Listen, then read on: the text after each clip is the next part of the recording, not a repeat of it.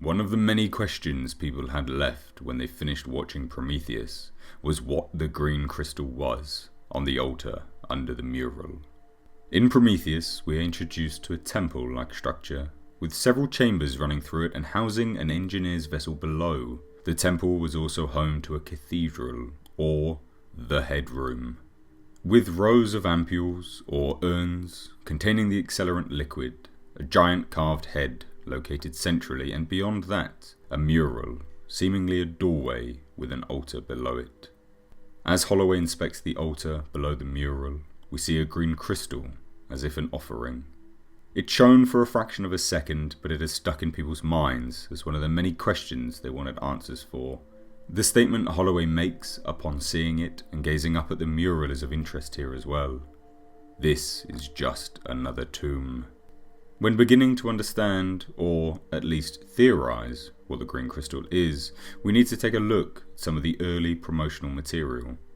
In the initial trailer that was released, there is in fact no crystal. The same scene plays out. Holloway approaches and shines his flashlight on the altar. However, rather than a large crystal, what we see is in fact the same ceremony bowl from the beginning of the film, or at least the same type. When the movie came to release, the bowl was removed and replaced for the green crystal.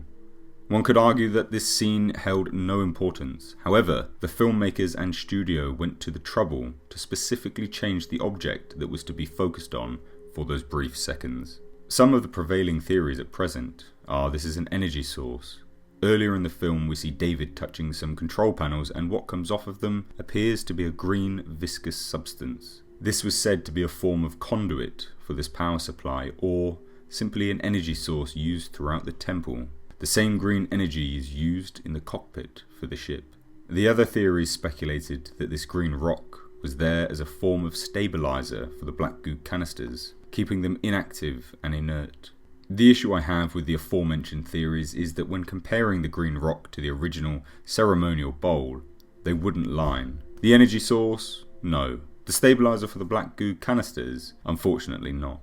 One of the most compelling theories out there, which lines up with both the location of the gem, the mural, the room, and the fact it was previously a ceremonial bowl, is that the green gem itself contains the DNA for the xenomorph we know, or the genetic coding for the xenomorph we know. If the engineers, for whatever reason, revered the xenomorph, as hinted at by the mural, and maybe this creature was long dead, extinct even, they could potentially have been trying to recreate it. The gem itself housing the DNA and the canisters housing what they hope would lead to the xenomorph's eventual rise again. It's an interesting point of discussion, especially when through the Prometheus commentary tracks, the green stone is entirely overlooked, bypassed deliberately. We know this to be deliberate, as they had intentionally changed out the bowl for the gem fairly late in the game, and I personally believe this to be of fairly high significance. They didn't wish to ruin it for the future stories further down the line. The question unfortunately remains unanswered, and hopefully Alien Covenant will give us some of the answers we desperately yearn for. Until then, I wanted to hear your thoughts.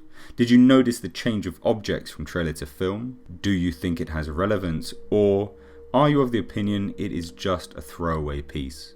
As always, I want to know your thoughts, so please drop them down below in the comment section. You can support the channel if you like by heading on over to my Patreon for as little as $2 a month, and any support is greatly appreciated and goes towards bringing you guys better content further down the line.